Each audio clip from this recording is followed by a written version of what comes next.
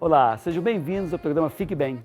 E nesse clima aconchegante de casa, sabe sobre o que a gente vai falar hoje, Edmilson? Sobre o que, Henri? Maternidade. E tem a experiência mais incrível, o sentimento mais profundo que viver esse momento para a vida toda? Pois é, como diz aquele ditado, né? Ser mãe é parecer no paraíso. E nesse momento surgem dúvidas sobre amamentação, gestação, parto e criação dos filhos. E hoje a gente vai discutir aqui tudo isso. O Fique Bem está começando agora.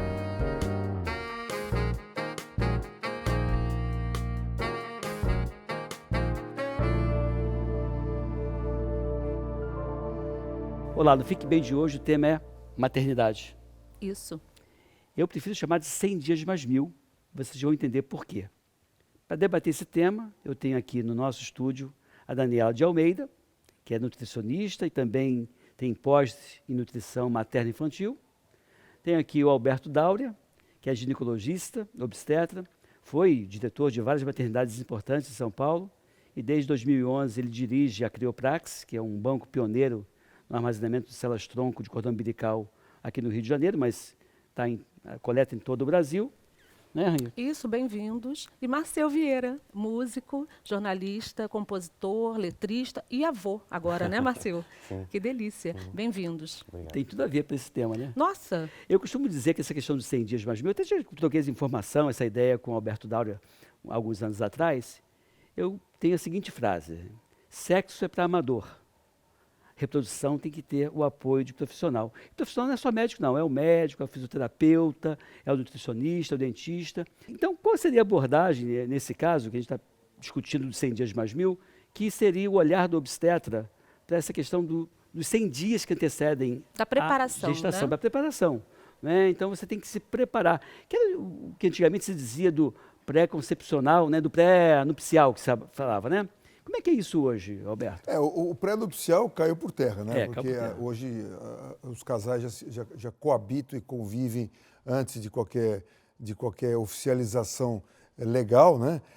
Que hoje pouco importa, mas o que importa é que realmente os 100 dias é aquele momento, é aquele prazo onde o casal é ouvido pelo médico e o médico ouve o casal sobre o projeto gravidez. E nesse momento acontecerá um aconselhamento, né? Um aconselhamento que muitas vezes até é um aconselhamento genético.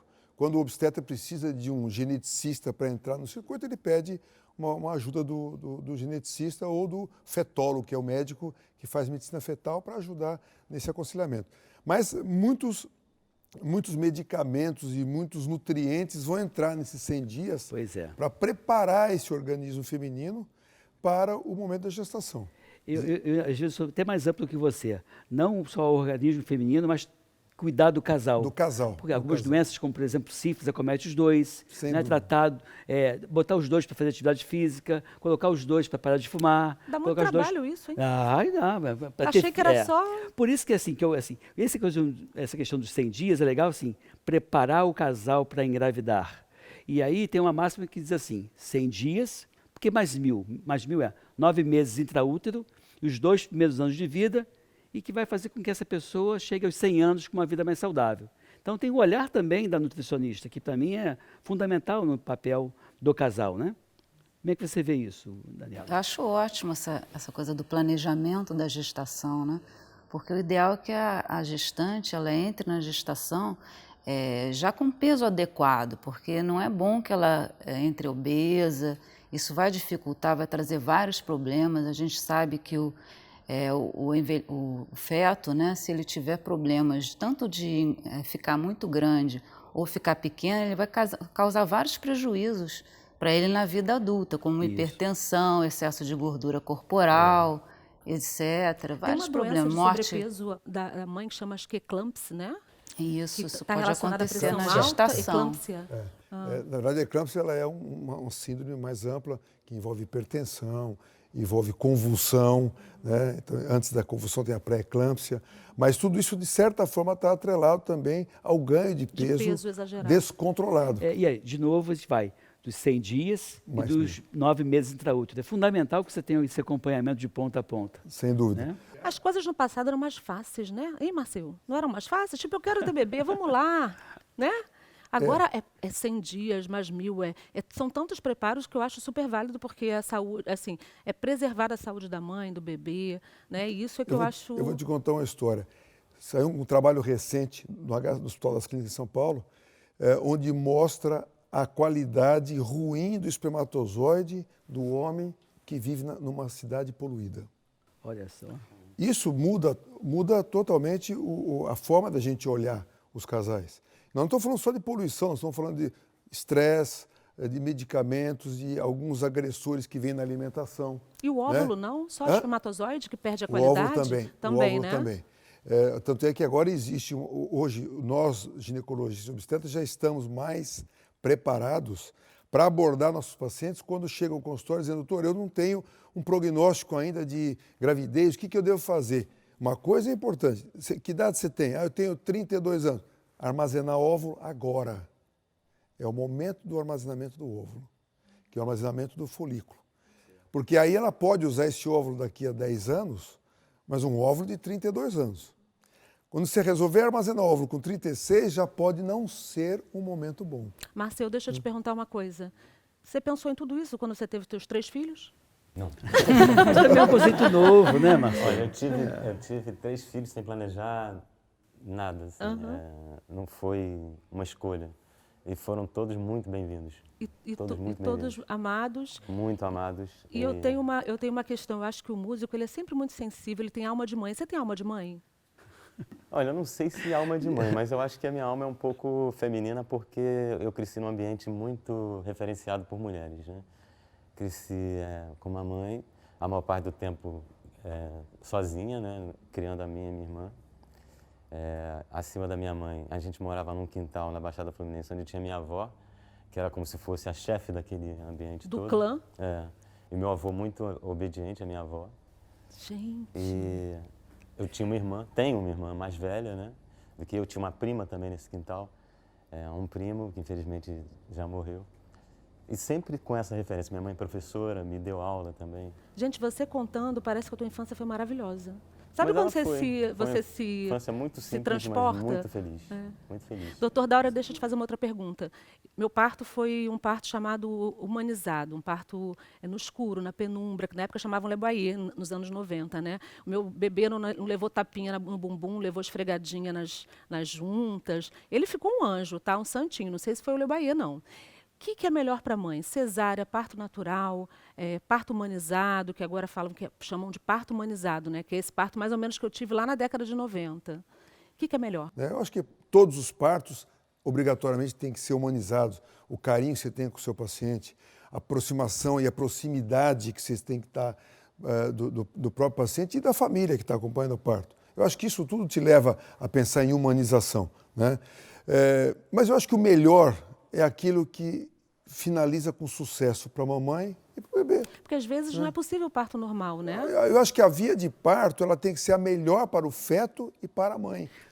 Até que ponto, né, vai o desejo da mãe, eu quero parto assim, assado, e conflitando com o dever médico, né? Até o direito da mãe e o dever do médico em dar para aquele binômio mãe-filho a maior segurança.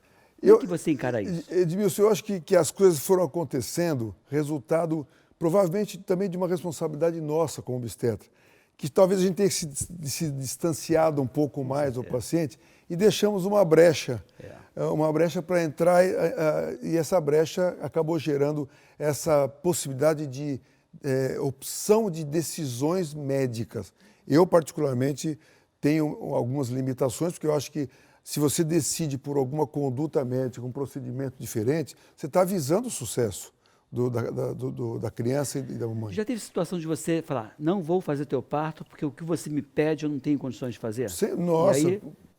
não foi com tanta frequência, mas eu acho que talvez eu tenha sido mais feliz na forma como eu abordei ou como eu abordo meus pacientes. Então, talvez já exista esse relacionamento de confiança. Mas isso é muito comum. O paciente já chegar no consultório com uma lista, como se fosse A mulher está muito prática hoje Tá também, muito- né? Ela já sabe que a cesárea vai ter naquele dia, ela vai poder daqui a 3 meses viajar para não sei aonde, já está com a babá programada. Fazer mapa astral, Está fazendo já uma astral, já está tudo... Não, a mulher está confundindo todo esse projeto com uma planilha de Excel, né? Eu falo assim, ó, isso aqui não é planilha de Excel, hein? Isso aqui é consultor de obstetrícia, é outra coisa. As coisas vão acontecendo naturalmente e sempre visando o bem-estar, né? Mas tem isso muito. Tem. Eu Um quero planejamento. engravidar em tal dia porque eu quero sair de licença maternidade em tal época, porque depois eu vou viajar. É exatamente E isso. casou à vontade dos dois, porque o médico, em muitos casos, também está assim, tipo, você ficar contando que aquela grávida vai parir no tal dia, que você vai ter que estar naquele período ali, que você vai ter que estar disponível, junto com também a agenda dela, que a mulher hoje trabalha mais do que os homens. É uma, Mais uma uma vez. equilibradora de Mais uma pratos. Vamos aí? unidos, jamais serão Vamos nossos companheiros. Aí juntou tudo, né? Como se diz, a fome com a vontade de comer, né? Tem uma questão que eu queria saber de você, Dáurea. Teve uma pesquisa recente, 2014, da Fiocruz, dizendo que uma em cada 4 mulheres desenvolve a depressão pós-parto. 250 em 1.000, ou cerca de 750 mil por ano no Brasil. Seria esse mais ou menos o número. Como é que você aborda essa questão? O Brasil hoje a gente tem em torno aí de 3 milhões de nascimentos por ano. Então, você vê que o número é meio que assustador.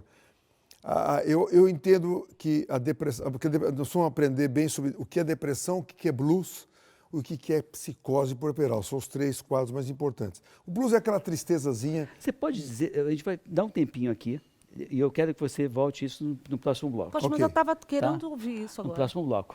Agora eu quero ouvir o Marcel cantar uma musiquinha e depois a gente volta. A gente Ó, volta. musiquinha é papo de pediatra, musiquinha Tá bom. diminui, não é É. pejorativo não. Música, tá? vamos ouvir uma do música. Marcel.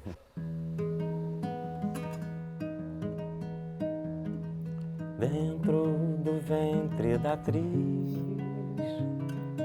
um palco cheio de luz, cena de história feliz, que de aplausos faz jus. Como será seu nariz? Olhos que eu nunca supus, boca que ainda não diz a valsa que eu te compus. Dentro do corpo da atriz, batendo 2 corações, feita de quem eu que fiz, vida em multiplicações, seus lábios como serão a sua pele de lis, rosa crescendo num vão, dentro do corpo da atriz.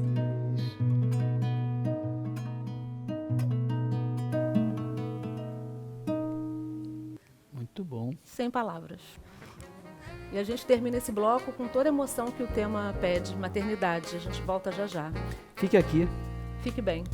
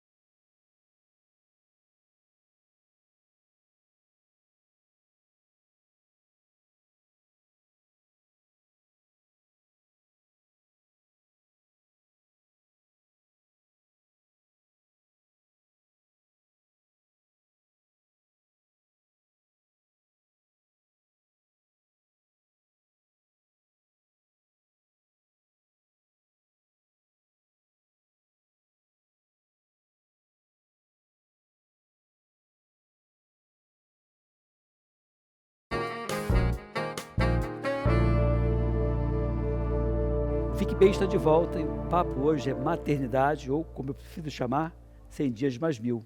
E antes, né, de vir o intervalo, nós comentamos sobre a depressão pós-parto.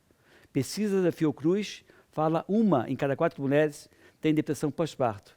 E você estava abordando justamente isso. As índias comem a placenta assim que os bebês nascem. Isso tem um motivo. Essa placenta ela é mergulhada em hormônios. E o momento pós-parto é um momento de queda assustadora do nível de hormônio, que na verdade é o responsável principal pela depressão pós-parto. Em princípio, a gente sabe que aquela tristezazinha que a paciente apresenta, a puérpera apresenta no pós-parto, chamada blues, é algo meio que fisiológico. Caiu o nível de hormônio, ela tem aquela tristeza, aquela sensação de que vai ter dificuldade para criar o bebê, quer amamentar, quer agasalhar, quer proteger. Não tem manual, né? Hã? O bebê não tem manual. Não tem manual. E a depressão pós-parto, que você falou, que acontece uma semana depois, que provavelmente deve estar ligada a fatores... A queda do hormônio. A queda do hormônio, mas também a fatores predisponentes pessoais e constitucionais de cada paciente. Porque a paciente, às vezes, já apresenta uma tendência a um quadro depressivo. Mas a gente já tem tanto hormônio, né? Pois é. A mulherada já tem tanto Mas no hormônio. pós-parto, se você não comer a placenta, você fica sem hormônio. Você demora um tempo até recompor. Mulher tem o nível de hormônio que sobra. Não, mas falta, ainda falta. No pós-parto falta. E a psicose puerperal, que é super grave, é gravíssimo, que aparece semanas depois. Esse é um quadro psicótico, um quadro psiquiátrico. Tratamento tem e o prognóstico é bom. Todos têm tratamento, mas o importante é estar todo mundo atento, obstetra, família, todo mundo juntando atenção, Juntando de forma forças. a proteger e ajudar o paciente. Não encarar isso com escura, né? Não, pode ver. não. Aliás, nunca. É sempre olhar o paciente como um possível distúrbio metabólico. Não é vergonha para ninguém, não é demérito você apresentar um quadro desse. Imagino. Daniela, me fala, e aleitamento? Como é que a gente faz? O que a mulher tem que verdadeiramente dar para a criança até os 6 meses de idade? É só peito mesmo? Porque tem aquela coisa, a avó quer dar uma aguinha, quer dar um suquinho, aí o médico diz para dar só peito, aí a mãe quer dar tudo, é uma confusão. O que dá ao bebê até os 6 meses de idade? E a mãe pode comer tudo também nesse período? Também deve estar atenta na alimentação. Com certeza, o aleitamento materno exclusivo ele deve ser até os 6 meses, porque é o alimento mais completo que tem para o bebê. Nem a água ele deve entrar, porque a água pode também prejudicar que o bebê, porque ele tem uma capacidade gástrica reduzida, então pode dificultar que ele pegue, né, o peito da mãe. Então, depois dos 6 meses, sim, aí é o período que a gente começa já a introduzir uma papinha de frutas, salgada, enfim. Vai se introduzindo aos poucos. Entendi. E essa mãe, nesses 9 meses, ela tem que manter que peso aproximado? Isso é muito importante, porque depende muito do peso que ela entrou. Por isso que é muito importante que se faça um planejamento para ela entrar com o peso adequado, para poder ganhar o peso mínimo necessário para que essa gestação seja saudável. Então, ganho excessivo de peso que vai gerar vários problemas no futuro. Eu vou te ajudar. 5% do peso do início da gravidez mais 6. É um cálculo interessante. Então são Vamos lá, 11 quilos. vamos dar um exemplo, vamos dar de 50 quilos. normalmente- 50 quilos, 5%, 2,5 mais 6, 8,5. É muito 10. pouco, porque a gente Normalmente come. 11 Não, mas- quilos. 11 quilos para uma pessoa que se eu- entrou com peso normal. É que se você dá 8,5 de limite, ela avança um pouquinho mais. Avança. Mas eu costumo facilitar ainda mais o cálculo. Saiu da sala de parto, deixou na sala de parto de 5,5 a 6. Entre criança, bolsa, Placenta. líquido, já fica com 5,5 lá dentro. Então, se ela entrou, Suor, se ela né, entrou pra com 8,5, seguramente ela está só com 2,5 a mais. O Dáurea, questão do armazenamento de célula-tronco de cordão umbilical.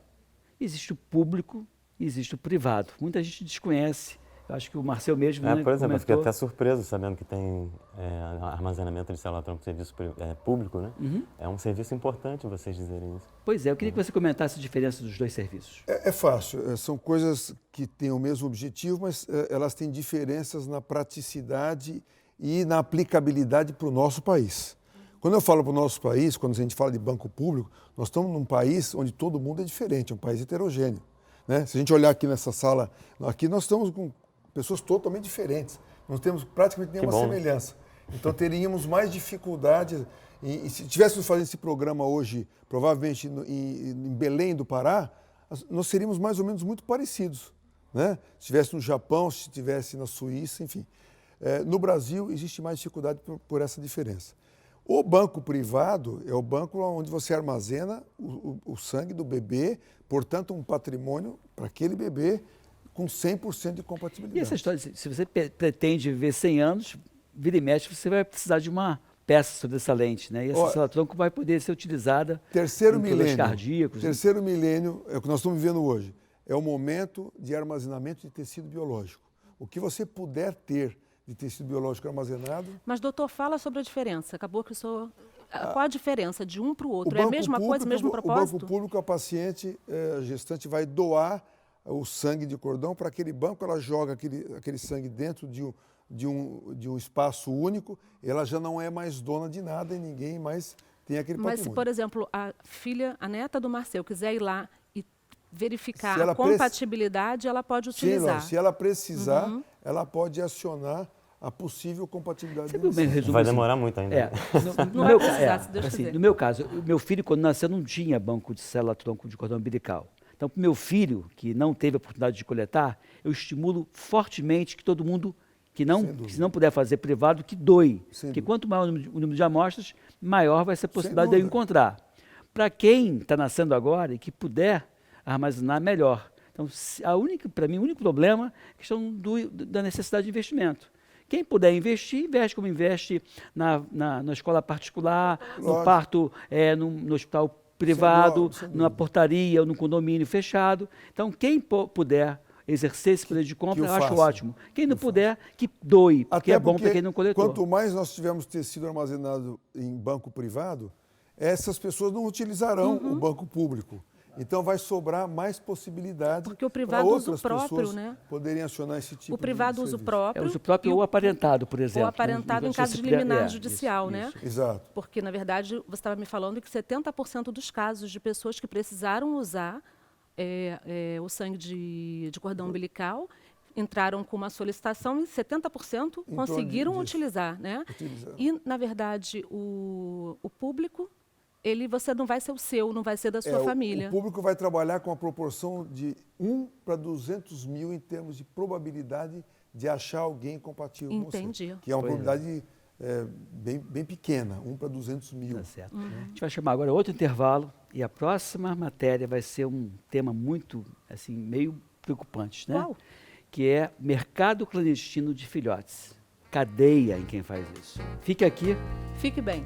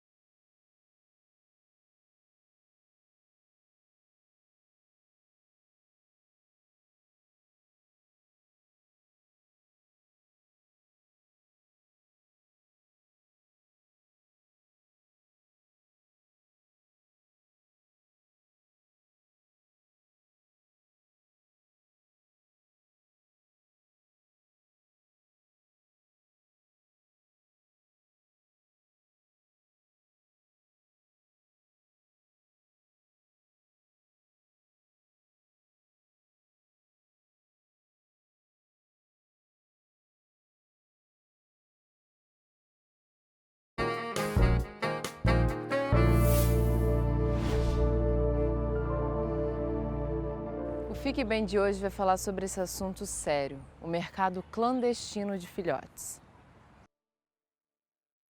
Doutora, a senhora explica pra gente, por favor. Na verdade, o que a gente observa é que as pessoas têm aquela ideia errada do que é reprodução animal. Né? As pessoas compram um casal, às vezes de alguma raça, normalmente é de raça, porque acham que vão ganhar muito dinheiro vendendo os seus filhotes e que aquilo vai ser um grande negócio. Isso é um erro, porque os animais eles não foram feitos para procriar dessa forma. Hoje a gente está tendo um crescimento muito assim, descontrolado, né, de animais, principalmente nos grandes centros urbanos. Nascem mais cachorros e gatos do que seres humanos. Então, se o ser humano precisa cuidar desses animais, como é que ele vai cuidar se tem menos gente? Como é que vai competir com o alimento? Como é que vai ser essa convivência? Então, essa ideia errada é eu vou ter um casal, a fêmea entra no cio, vem um outro macho, às vezes vira-lata, cobre aquela fêmea, vão nascer filhotes que não são daquela raça, né, puros, que ele achou que poderia ter. Para onde vão esses animais? Vão para a rua, eles acabam na rua. Eu falo sempre isso, eles não brotam, eles saem de algum lugar. A gente não pode ter animais sendo vendidos dessa forma, como a gente vê aí em internet, em sites de venda. Na verdade, a gente tem um erro já desde a nossa Constituição, que o animal é tratado como coisa. Então ele acaba sendo como um produto, né? De comércio, mas na verdade a gente já sabe que não é, tem sido trabalhado para que haja essa mudança. Que quando não tem uma legalização, as pessoas tendem a criar da forma que elas acham que é o ideal, né? E não tem uma preocupação com aquele animal, com a fêmea, né? Qual é a época correta dela reproduzir, os intervalos certos, os tratamentos, o tratamento pré-natal, né? Semelhante ao ser humano. Então, quando você não tem um canil legalizado, porque existem canis muito bons, mas isso custa caro, isso não é barato, né? E isso faz parte também de qualquer projeto que já deu certo no mundo, de controle populacional de animais, é o controle da natalidade. Tem muitos até que ficam fazendo o animal reproduzir mais vezes do que deveria, né? Não respeitam o intervalo correto, não fazem um acompanhamento nutricional, não fazem um acompanhamento pós-natal, não tem muitas vezes assistência veterinária, isso tudo é irregular. Por exemplo, um canil legalizado ele não pode vender filhotes sem estarem castrados, né? Então tem que esperar o filhote crescer, desmamar, ter uma certa idade para fazer a castração pediátrica, que a gente chama, para depois vender.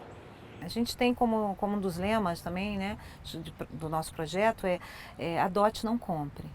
Tem tanto animal, gente, na rua já, tem tanto animal em abrigos precisando de acolhimento. São muitos abrigos, São muitos abrigos e todos estão lotados. Eu falo sempre isso, a gente abre um abrigo hoje, amanhã está super lotado. Porque as pessoas, volto a dizer, esse animal que reproduziu e não saiu da forma como aquele criador queria, ele vai para onde? Na rua. Abandonado, né, maltratado. Então, esses animais, eles precisam da participação da sociedade. Eles não têm onde ficar. Por mais que o abrigo seja muito bem cuidado, seja muito bem montado, tenha comida, tenha água, ele não tem um tratamento individualizado. E é muito importante, né, a adoção, né? É muito bom a gente frisar isso, quanto é importante a adoção nesse momento que a gente está, que a gente vê cada vez mais animais abandonados nas ruas. A gente tem que entender e chamar a sociedade para trabalhar com a gente. Não adianta o governo, as ONGs, os protetores, sozinhos não vão conseguir, porque são muitos animais.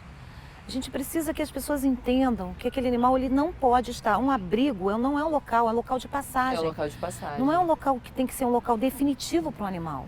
Não deve ser. Tem que lembrar que não é um boneco. Um animal não é um bonequinho, um brinquedo para a criança. Ele vai viver pelo menos 20 anos. Ele exige um gasto mensal com alimentação, eventualmente com médico veterinário.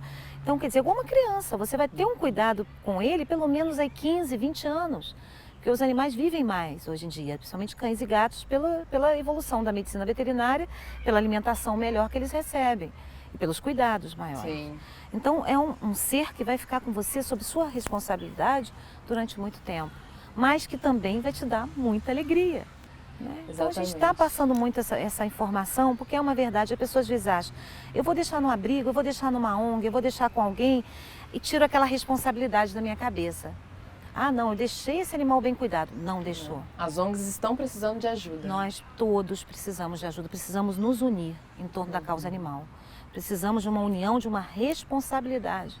Que todas as pessoas que amam os animais se responsabilizem com a gente. E a gente trouxe um projeto para a prefeitura que já deu certo no mundo todo. Eu sempre falo, eu não estou inventando a roda.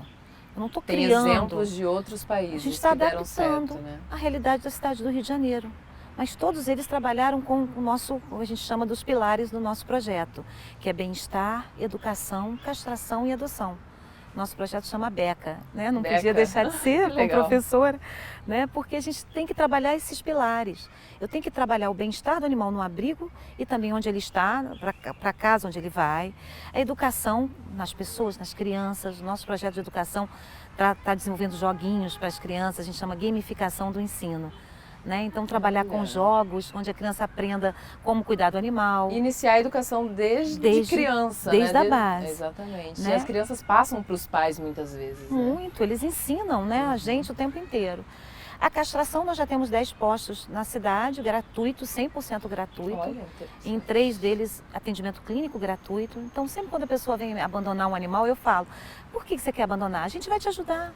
A gente pode te ajudar. Né? Tem como castrar, né? Porque você castrando um casal, né? Você impede que esse casal coloque em 10 anos mais de 80 mil filhotes. Nossa, o número é alto. É muito grande. Então, quando você castra um animal, você na verdade impede que outros animais fiquem abandonados. É um ato de amor.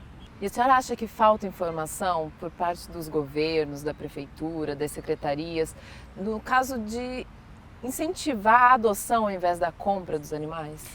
Eu acho que a gente tem que avançar também nesse item, né? Promover mais campanhas de adoção, auxiliar as ONGs que já fazem isso, fazem esse serviço muito bem feito também para o governo. Nós temos o exemplo da Suípa. A Suípa não é do governo. As pessoas acham que é do governo, mas não é. Mas não é. É uma ONG privada que passa por dificuldades, tem 5 mil animais que também vive de doações, que né? vive de doação, ele até presta serviço também na sua clínica, até cobra uma taxa pequena, mas ela precisa também de ajuda, porque senão a gente não vai conseguir tirar tanto. São 5 mil animais no abrigo da Suípa, mais 900 no nosso, mais outros milhares de abrigos espalhados, lotados pela cidade, com animais esperando pela adoção. Se a gente trata bem os animais, a gente isso reflete como uma sociedade se desenvolve, como ela evolui, né? Pela forma como se trata os animais. Principalmente esse animal que está próximo da gente, que é o pet, né? Que é o cão, que é o gato, que é o animal doméstico e fica dentro da nossa casa. Está sempre animado. Muito, eles são maravilhosos. Eu sou suspeita de falar. Né? Eu sou completamente apaixonada, né? Minha vida inteira dedicada a eles. Então a gente conta com a ajuda de todos. Muito obrigada, Suzane. Eu que agradeço muito, muitíssimo. Obrigada, essas informações são importantíssimas, né? Com certeza. E quem está em casa, né, e souber de algum canil clandestino, desses casos que a gente comentou aqui, denuncie, né? Que é algo para a gente, é algo da sociedade, é responsabilidade da sociedade tomar conta desses animais, né? Nós temos o telefone da prefeitura, 1746, denunciem não só abandono, canil clandestino, mas também maus tratos. Tá? A gente está lá para ajudar e atender e acolher todos que precisarem de ajuda. É isso aí. Gente, que matéria forte essa. Nem fala. O mercado clandestino de filhotes, né? O problema está em tratar o animal como um produto, mas também da forma como eles cuidam dessa mãe, que chamam de matriz, né? Explorada para ter bebezinhos lindos e fofos que você compra na lojinha da esquina. Então, não comprem, adotem. As ONGs estão lotadas de animais pedindo para serem adotados, bem tratados, fortinhos, gordinhos, vermifugados. Vermifugados. Então, não compre, adote. E se vocês souberem de algum canil clandestino, denuncie. Bom, e aí? Vocês já imaginaram que o fofinho que anda na rua lá, ele é tão destratado e a mãe dele tão maltratada? Vocês pensaram já nisso? Assim, É um absurdo, né? loucura, né? As pessoas tratam um bicho como se fosse uma coisa, né? Na verdade, tem essa questão de tratar como coisa e tem a questão de quem quer ganhar dinheiro com isso, não se preocupar nem de dar dignidade para o animal, de dar uma condição de bem-estar um físico. Comércio realmente, né? Assim, inacreditado uma coisa Não, e dessa. quando você olha o filhotinho, você não imagina o que está por trás dele. Então, nessas batidas que a DPMA faz, que é uma delegacia especial de defesa animal, quando a gente vai pegar os filhotinhos fofos, por trás que a gente olha as matrizes e fala, meu Deus, o que é isso? Eu achei muito legal essa forma que você alertou Porque é uma coisa que a gente acaba nem Não pensando. imagina. Você me fez um alerta agora que eu não havia pensado ainda. Né? E a gente que tem carinho pelos animais e que tem os animais, né? A gente fica ainda mais sensibilizado. Eu achei muito bacana a forma como você abordou e esse alerta. Parabéns. Bom, agora vamos falar do Doutor Responde. É um certo doutor aqui do programa que responde perguntas médicas. Esse aqui, ó. E quando eu não sei, eu recorro. Vou te incomodar com ele dia desse, né? Qual é o Pois tema é, de hoje? O tema de hoje é um tema da minha área mesmo, domínio, que são infecções do inverno, doenças do inverno, ou seja, tudo a ver com a parte pediátrica. Então manda né? ver que eu estou curiosa. Estou cheia de alergia, gripe, rinite, sinusite, todas elas. Vamos lá então, fique aqui. Fique bem. O Doutor Responde de hoje vai abordar tema tempos frios. Aumenta a incidência de algumas doenças? Sim ou não? A resposta é sim. Nós vamos ver por quê. Quais são as doenças mais comuns no inverno? No inverno, as doenças mais comuns são as doenças respiratórias, também as doenças de pele, como por exemplo eczema, então reação alérgica da pele. Então, para você evitar esse quadro respiratório, é bom evitar o confinamento com pessoas doentes, com pessoas com quadro respiratório, como por exemplo gripe, resfriado e outras infecções de vias aéreas superiores. Doutor, por que no inverno a gente fica mais doente? Gente, é porque a gente fica mais confinado. Imagina só, a gente fica todo mundo fechadinho numa casa, os carros andam com vidro fechado, ou seja, esse confinamento favorece a transmissão de vírus entre as pessoas. E também os vírus se mantêm viáveis por mais tempo nos dias mais frios. Então é basicamente pelo confinamento, pela transmissão de vírus entre as pessoas, que a incidência aumenta nessa época do ano. Doutor, quem sofre mais com as doenças de inverno? Os grupos que estão nos extremos da idade, por exemplo, as crianças abaixo de 5 anos, principalmente, e os adultos com mais de 60 anos de idade. As crianças porque não tiveram ainda essa experiência com esse tipo de vírus e os mais velhos porque vão perdendo a imunidade com o passar dos anos. Então, em resumo, são os extremos etários, né, as crianças e os idosos que mais sofrem com os quadros respiratórios nessa época do ano. Minha alergia sempre piora muito nesse período de junho e julho. O que eu posso fazer para melhorar? A sua e de todo mundo. Nessa época do ano, os tempos mais frios, há maior proliferação de ácaro. Tem um ditado que diz assim: casa que entra sol, não entra médico. Por quê? Uma casa bem ensolarada, a proliferação do ácaro, do fungo, que causa a alergia, acaba sendo impactada e não ocorrendo com tanta frequência. Então, manter uma casa bem arejada, bem higienizada, bem limpa, é o segredo para você reduzir as infecções nessa época do ano e os quadros de reação alérgica também. Qual doença de inverno é mais grave? Já estou aqui sofrendo com a minha voz. Tem várias doenças que podem ser muito graves, mas quando você pergunta mais grave, eu penso sempre na pneumonia, que tem prevenção com vacinas, e também penso na questão da bronquiolite em bebês. Então, doença grave seria isso, pneumonia e a bronquiolite e as crises graves de asma brônquica. Doutor, quais são as doenças mais comuns nas crianças no inverno? Pergunta sob medida para pediatra e infectologista como eu sou. Realmente, as doenças mais comuns do inverno são as infecções respiratórias. Gripe, que é provocada pelo vírus influenza, para o qual eu posso fazer vacina, inclusive disponível na rede pública, e o resfriado, que é um grupo enorme de vírus, mais de 100 vírus podem causar resfriado. Então, é essa a ideia e lembrar, dá para evitar essas doenças, no caso da gripe, com vacina. Ela é segura e eficaz e deve sim ser estimulada para todas as pessoas com mais de 6 meses de idade. Então, doutor, eu gostaria de saber o que eu posso fazer para proteger as crianças das doenças mais comuns nessa época de inverno.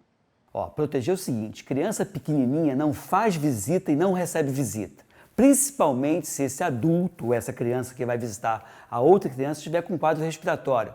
O nariz escorrendo no adulto pode causar uma bronquiolite grave em criança. Então, evitar contato com pessoas com infecção, evitar grandes aglomerações, manter a vacinação da criança em dia e redobrar a atenção com a higiene das mãos. Lavar as mãos é fundamental para evitar esses quadros de infecção, de transmissão de vírus entre pessoas. Então, é essa a ideia final.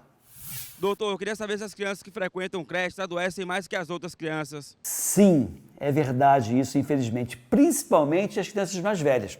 Como assim crianças mais velhas? Eu tenho 2 crianças, uma de 4 anos de idade e outra de 2. Essa de 4, que vai frequentar a creche, vai trazer um monte de vírus para a criança de 2 anos. Então, esses 2 anos, quando começar a frequentar a creche, vai ter menor incidência. Mas esse mais velho, que frequenta a creche, vai ter sim mais, né, infecção. Principalmente as infecções respiratórias e também as diarreias, né? Porque a criança elimina vírus que causam diarreia, como por exemplo o rotavírus, não só pela saliva, mas também pelas fezes. E a criança não tem muita higiene. Então, esse contato muito próximo favorece a transmissão de vírus. Existe na creche uma ciranda de vírus. Por mais que a creche seja rigorosa, infelizmente esse vírus circula de forma muito intensa. É por isso que a gente diz, olha, criança doentinha, criança com febre, melhor ficar em casa, a ir para a creche e transmitir esse vírus para outras crianças. Eu tenho uma curiosidade, cachorro e gato também sofrem com as doenças de inverno? Essa pergunta é difícil para mim. Não sou médico veterinário. Recorri a quem? Marcelo Dantas. Ele é médico veterinário da ONG Paraíso dos Focinhos.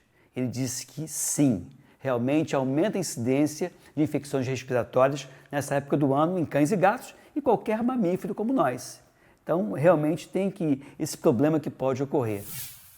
Doutor Responde vai ficando por aqui. Aliás, eu acho que vou trocar o nome do quadro. É Doutor Responde, mas Doutor Pergunta, como eu fiz com o Marcelo Dantas. Então, podem mandar as perguntas que vocês quiserem. Quando eu não souber responder, eu vou recorrer a alguém que saiba mais do que eu nesse assunto. Portanto, fica aqui, fique bem.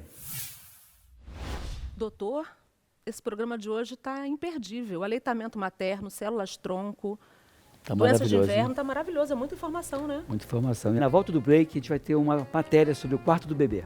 Isso, é um quarto montessoriano que estimula a liberdade e a independência da criança. Olha que maravilha. Pois é, fica aqui. Fique bem.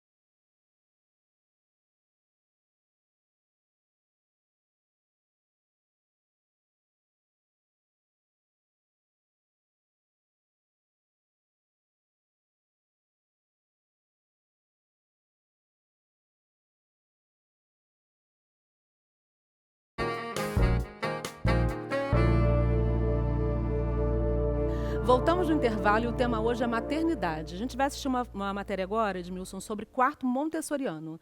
É um quarto que não tem só quadrinho fofo, bercinho fofo, pode ter tudo isso, mas o que importa é estimular a criatividade, a liberdade e a independência da criança. Vamos assistir? Vamos.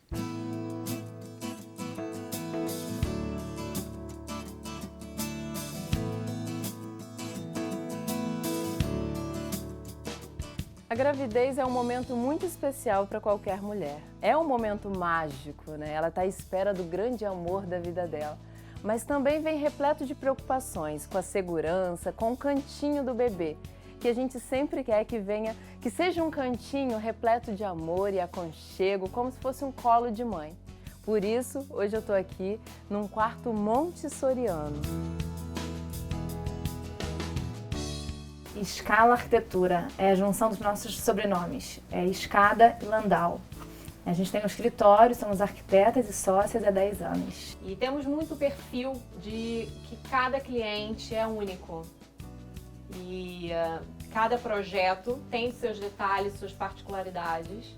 E hoje, não por acaso, estamos aqui num projeto que tem muitos detalhes legais, específicos e interessantes para cada pessoa. E eu acho que o legal é que a nossa base é a arquitetura. Somos arquitetas.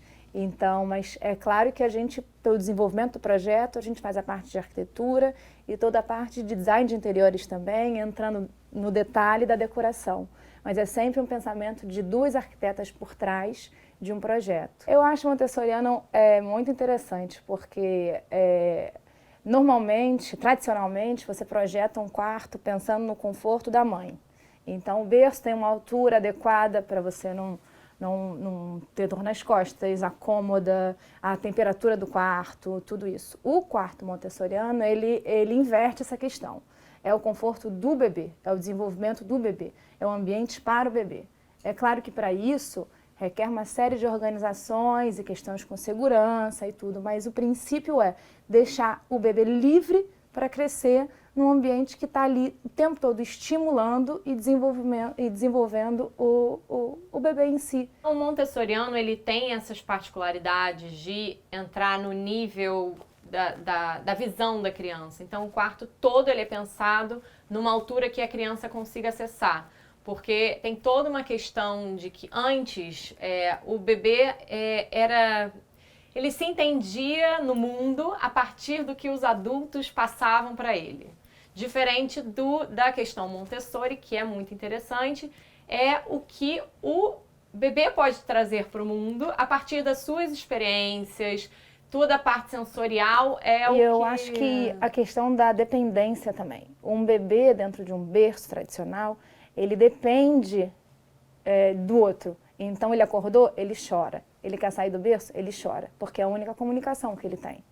Num quarto montessoriano, que começa com a caminha no chão, o bebê acordou, ele não precisa necessariamente dizer acordei e sair chorando. Ele acorda, ele sai da cama, ele começa a engatinhar, ele começa a descobrir. Quando você vê, ele está brincando sozinho, ele é uma criança que já vai crescer mais bem resolvida nesse sentido do que aquela coisa sempre alguém tem que trazer para ele poder fazer alguma atividade nova. Aqui não. Essa criança está andando pelo espaço e escolhe a própria roupa.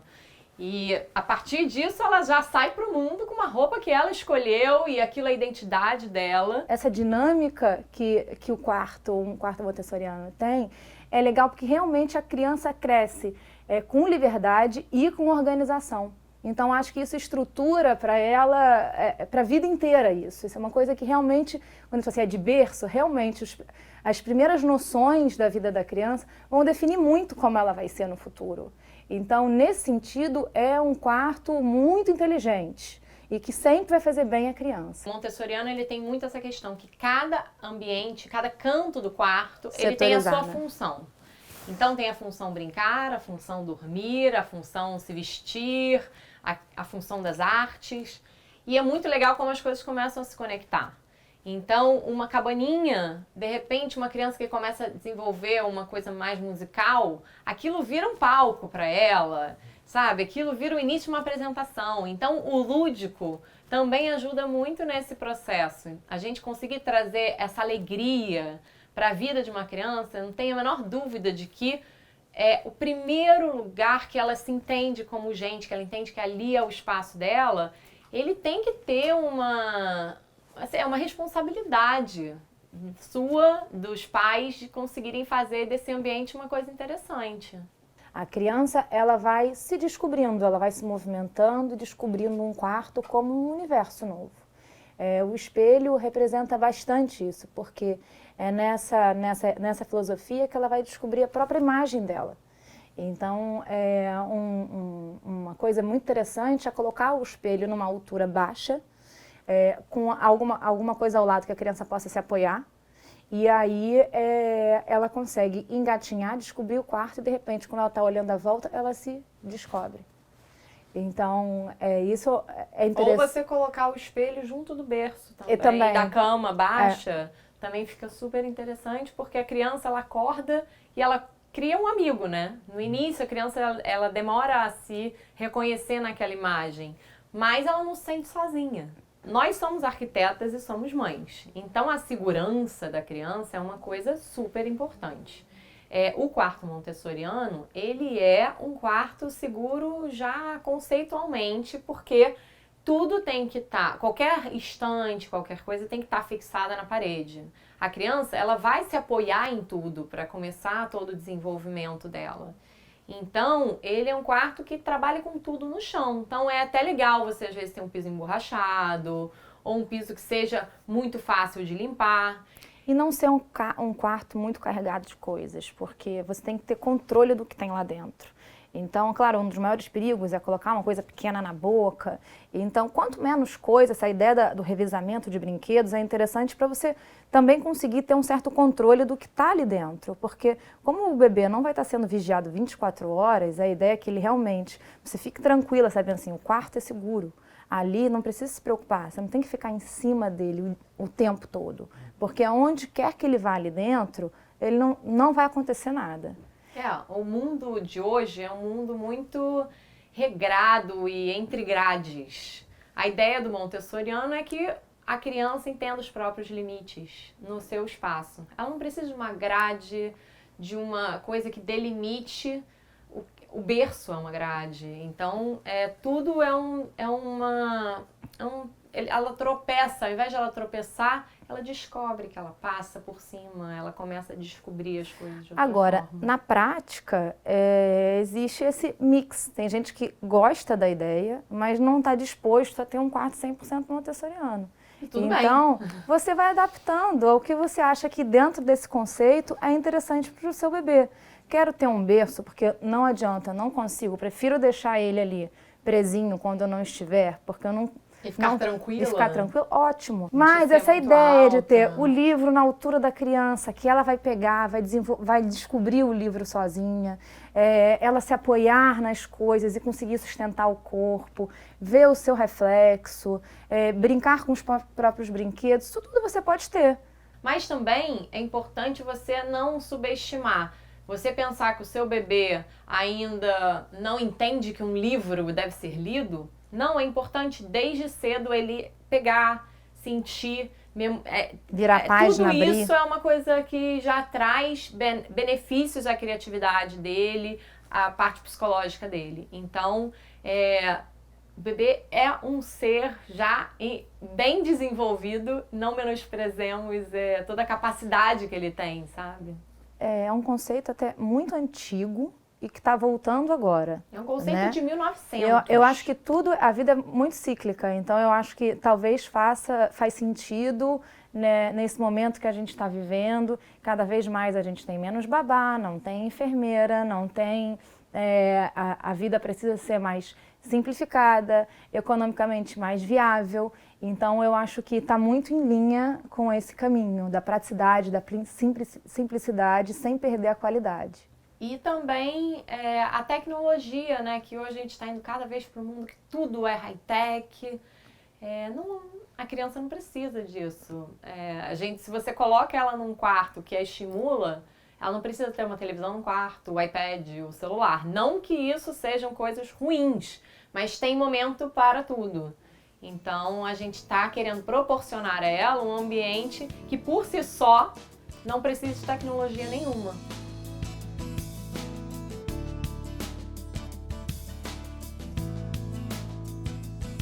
Mamãe de primeira viagem, Agatha, como que tá sendo? Tá sendo uma bênção, graças a Deus. Tô adorando estar grávida. Quantos meses já? 7. 7 meses? E já tá pensando em tudo, pro quartinho? Cada detalhe, pesquisando pra caramba. E é menino ou menina? É menina. Menina? E qual é o nome? Zoe. Zoe, que lindo. E é muito diferente, né? Muito. Tem algum significado especial? Significa vida de Deus. Vida de Deus. Que lindo. Obrigada. Então que venha com muita saúde e muito colorido. Amém, obrigada, muito obrigada. E essa ideia de quarto montessoriano, como que surgiu pra você? Eu acho que essa ideia da criança já ser independente desde pequenininha, sabe? E também acho que é mais legal porque ela se sente, acho que, incluída, sabe? Tipo, é o meu quarto, é o meu espaço. Eu posso abrir meu armário, eu posso pegar meus livrinhos, eu posso pegar meus brinquedinhos. Não precisa daquela independente, de né? toda hora ficar chamando papai, mamãe, pega... Não, entendeu? Eu gostei muito disso. E esse lado do conforto, da segurança e da independência me levou muito para esse lado do montessoriano, de fazer uma pesquisa maior. E eu não optei assim por essa cama bem baixinha, porque como eu sou muito alta, tenho 1,74 m, eu falei, poxa, acho que vai ficar muito desconfortável desde o primeiro mês eu ficar me abaixando e tudo. Aí eu escolhi um berço que ele se torna cama. Tem até uma cômoda, tira a cômoda e vira uma cama bem baixinha, ou seja, quando ela tiver, sei lá, uns 8, 9 meses, eu sei que ela já vai começar a poder dormir sozinha, entendeu? E eu escolhi assim. E eu pretendo botar prateleira baixinha, espelho, todos esses contexto assim, para ela se sentir bem independente, bem à vontade no quartinho dela. E esse quarto, a criança vai ter por um bom tempo, né? Vai poder usar com qualidade por um bom tempo. Sim. Eu até tenho pesquisado bastante, escolhi esse tipo de quarto por isso, uma forma também de economia. Porque eu sabia que se eu comprasse um quartinho todo montadinho só pro bebê, quando fizesse 10, 11 meses, já ter que começar a trocar tudo para uma criancinha que já engatinha, que já anda. E eu achei essa ideia fantástica por causa disso, que eu sei até uns 6, 7 anos, dependendo, né? Se não esticar demais, vai poder usar tudo e vai ser, assim, ele vai evoluindo de acordo com a evolução dela. Eu vejo que quarto montessoriano tem muito esse lance da barraquinha, algumas são penduradas no teto e tudo. Eu não sei se no quartinho dela vai dar pra fazer, mas é uma coisa que eu gostaria muito. De repente, futuramente, tira a poltrona de amamentação, alguma coisa, e coloca uma cabaninha pra ela. Acho que toda criança deve adorar a cabaninha, né? Porque é uma brincadeira. É, pra ela se sentir bem princesinha mesmo. Muito legal. Então, muito obrigada, Agatha. Que a Zoe venha com muita saúde e traga muita alegria e colorido para a vida de vocês. Amém, obrigada. Um prazer. Obrigada, um beijão. Gente, esse programa de hoje tá só amor, né, Edmilson? Pois é, mas está acabando, né? Ai, que infelizmente. Eu queria agradecer ao Marcel por ter vindo no nosso programa. Fique bem. Muito obrigado pelo convite, adorei ter vindo. Só para completar lá no início, eu falei das minhas referências femininas da infância, né? Elas continuaram acontecendo na minha vida, porque dos meus 3 filhos, 2 são meninas, né? E a netinha também é uma menina. É muita mulher junta, muita Marcel. mulher na minha vida. Pois é, essa fala calma, né? Dário, obrigado por ter vindo. Obrigado a você, foi super gostoso esse trabalho. Eu acredito muito em informação. Então é um trabalho que a gente faz com carinho e faz acreditando no que está fazendo. Obrigado você. A gente também. Pois informação. Pois é. Obrigado, Daniela, por ter vindo também. Eu que agradeço. Muito obrigada a todos. Eu quero que as futuras mamães lembrem-se sempre que a gente não é só o que a gente come, a gente é também o que a gente absorve, e seus futuros bebês também vão depender do que você come, do que você absorve, do que sua mãe, sua avó, e assim vai. Valeu a dica. Sexo é para amador, reprodução tem que ter o apoio profissional de saúde. E agora a gente vai ouvir o Marcel com essa voz deliciosa e esse violão melhor ainda. Bom, então vou cantar para vocês Meu Mundo é Hoje, do Wilson Batista, que foi gravada também pelo Paulinho da Viola.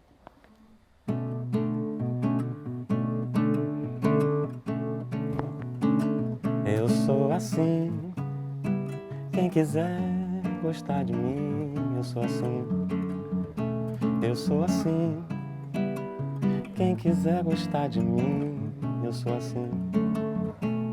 Meu mundo é hoje, não existe amanhã pra mim. Eu sou assim, assim morrerei um dia. Não levarei arrependimento, nem o peso da hipocrisia. Tenho pena daqueles que se agacham até o chão, enganando a si mesmos por dinheiro ou posição. Nunca tomei parte desse enorme batalhão, pois sei que além de flores nada mais vai no caixão. Eu sou assim, quem quiser gostar de mim, eu sou assim. Eu sou assim.